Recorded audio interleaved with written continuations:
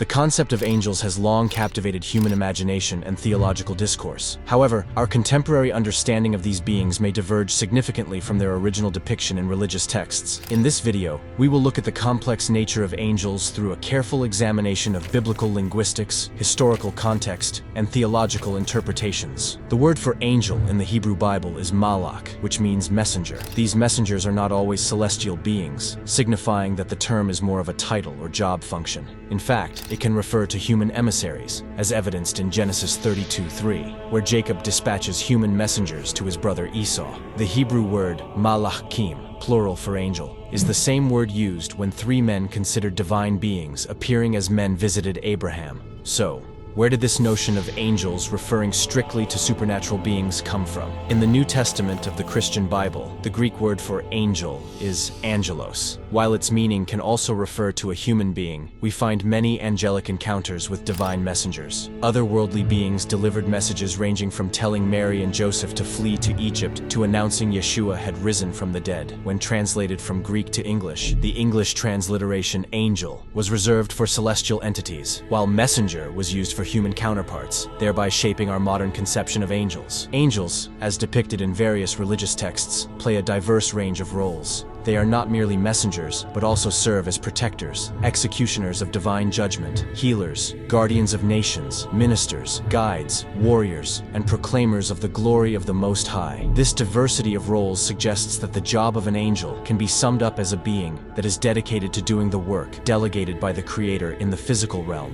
While we often think of angels as beings without free will, dedicated solely to serving, the concept of fallen angels like the Watchers or the being known as Satan adds a layer of complexity. If angels are dedicated to carrying out the will of God, how can such beings rebel? There are several theories about whether angels have free will. The first is that angels have free will, similar to humans, which allows them to choose obedience or rebellion. This can be seen in places in the Christian Bible that express angels sinning and being delivered into chains of darkness until judgment. The second theory is that angels have fixed will post-rebellion. After the being known as Lucifer led a rebellion, angels became fixed. Proponents of this belief hold that the angels who remained loyal to God continue to serve him without the chance of falling, despite the fallen angels being permanently opposed to God. The third theory is predestination. Some propose that angels were created with specific roles and purposes, and God predetermines their actions. This would mean that their choices align with God's sovereign plan and minimize the idea of free will. In conclusion, the study of angels reveals a subject far more nuanced and complex than popular culture often suggests. It encompasses linguistic analysis, theological interpretation, and historical context. Up to this point, we have merely scratched the surface of angelic encounters within the physical realm. There are other beings that mostly dwell in the spiritual realm, like seraphim, cherubim, thrones, dominions, virtues, powers, and principalities. The Hebrew and Greek words for such beings differ from the term for angel and have distinct roles apart from the divine beings that engage humankind. The question remains, are these spiritual beings indeed a type of angel, or should we interpret them like the ancient Hebrews who viewed all these heavenly beings as Elohim, divine beings serving the one chief Elohim, the Most High God? Share your thoughts in the comments. Stay sober, stay alert.